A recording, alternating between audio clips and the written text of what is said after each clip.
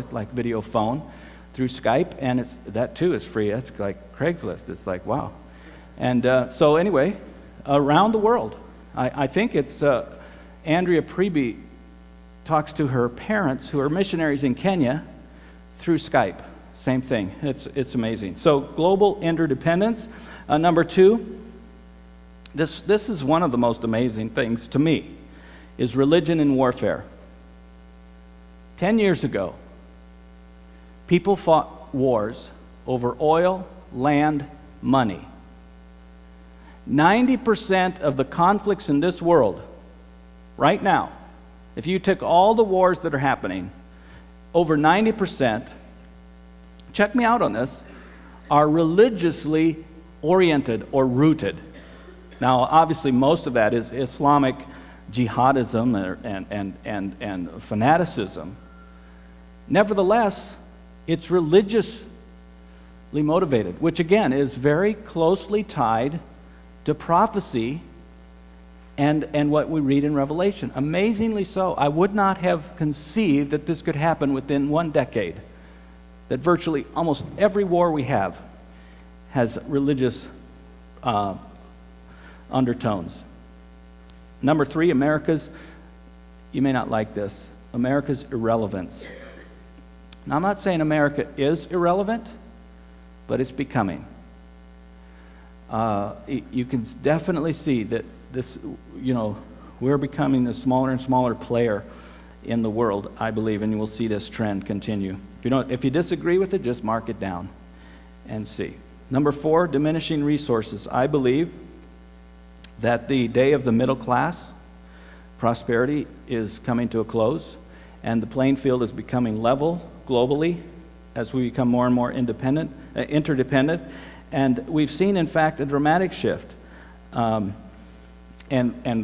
your net worth, if you're middle America, will go down, and those in the rest of the world will go up. It's happening, and it's going to continue. Again, number 5, anti-Christian bias. This is an amazing, and not in terms that it's happening, but the speed at which it's taking place in our own country. From the classroom to the courtroom, decisions, conversations, everything is monitored. If you say the wrong thing at your work, you can be fired. Freedom of speech and so on is diminishing. But in line with that is the whole anti-Christian bias. It used to be just post-Christian, now it's anti-Christian and increasing. Anti-Semitism, I believe, is also increasing. Not in that we're sending people off to labor camps, as in World War II, to exterminate them, but Israel as a favored nation is disappearing.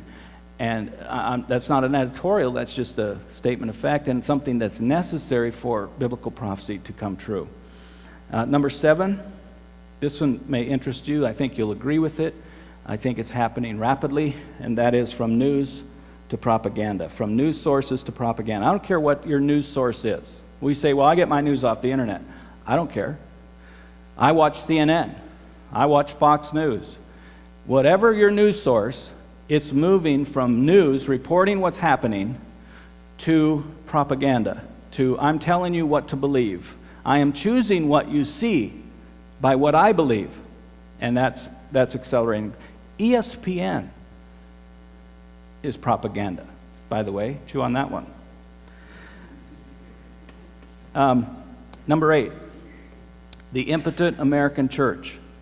The impotent American church. I shared several months ago some statistics I won't bore you with now, but basically church attendance, church membership, commitment to belonging to a church is taking a nosedive.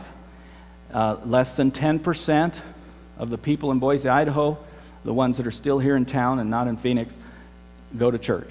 All right, so the numbers of people committed to a body, to one another, called a church, is almost disappearing from the map.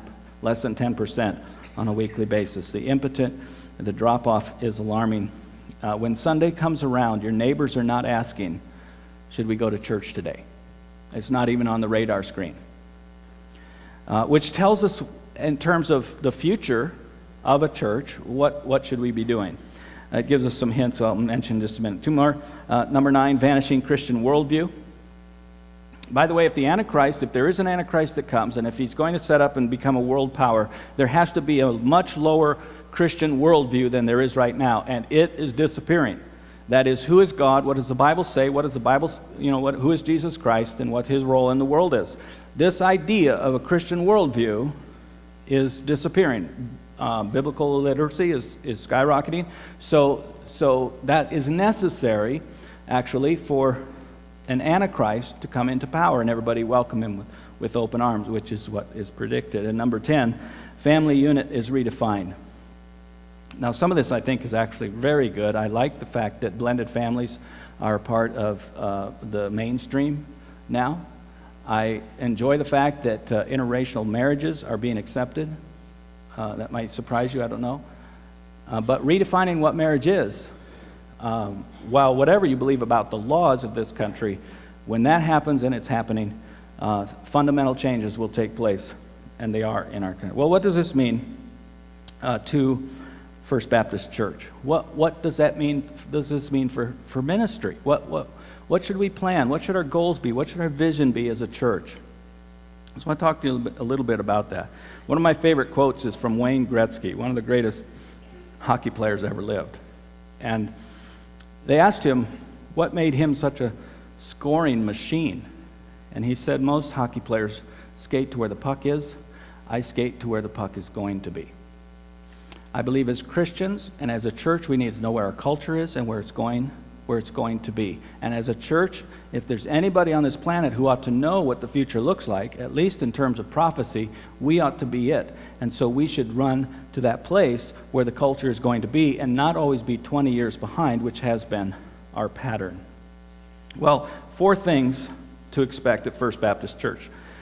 First of all, less family segregation, more equipping and integration. What I mean by this is 50 years ago, my mom and dad took me to church.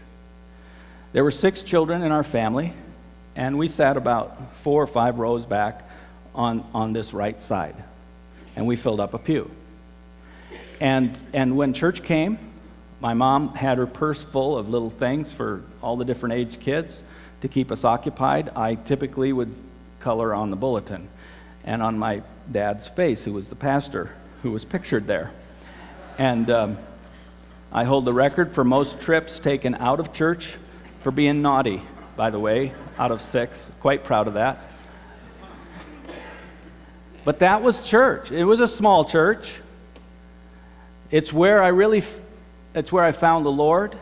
It's where I learned the Bible, sitting under biblical teaching. And church is different today. It's way different. In the 60s and early 70s, churches really put their money and efforts into youth ministry, and that's a good thing.